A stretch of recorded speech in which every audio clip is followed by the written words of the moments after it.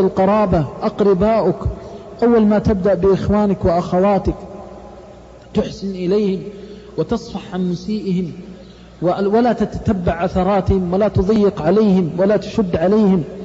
أخوك هو أخوك وأختك تصلها وتبرها، لا يصلهم منك إلا كل خير، وتحسن إليهم. لو سبوك وشتموك تصبر. قال يا رسول الله إن لي رحما أصلهم ويقطعونني، أعطيهم ويحرمونني.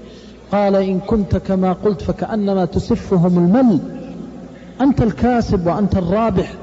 عامل الله عز وجل في قرابتك، واعلم أن القرابة أمرها عظيم، تؤذيك وتهينك وتذلك وتدخل الشر عليك في بعض الأحيان، ولكن اصبر واحتسب.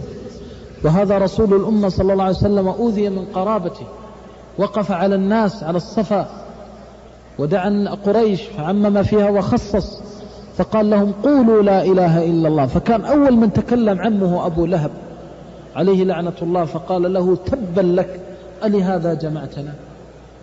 فانظر كيف ابتلي الأنبياء بالقرابة، ومع ذلك صبروا واحتسبوا، فرفع الله عز وجل أقدارهم وعظم الله أجورهم. فاصبر واحتسب فإن العاقبة للمتقين.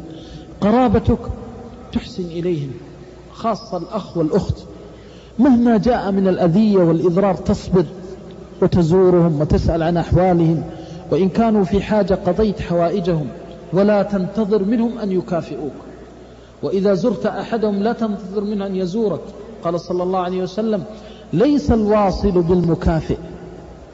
صلة الرحم ليست بالمقابلة، جاءني أجيه، ما جاني ما أجيه، زارني أزوره، إذا لم يزرني لا أزره، لا. إنما الواصل التام في صلته من يصل إذا قطعته الرحم، لأنه يريد وجه الله ويبتغي ما عند الله.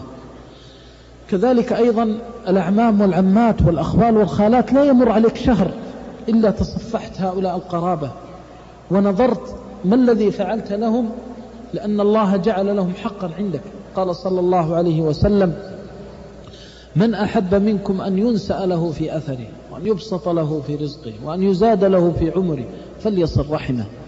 فصلة الرحم مظنة البركة والخير، تحرص على صلة الرحم وعلى إدخال السرور إلى الرحم.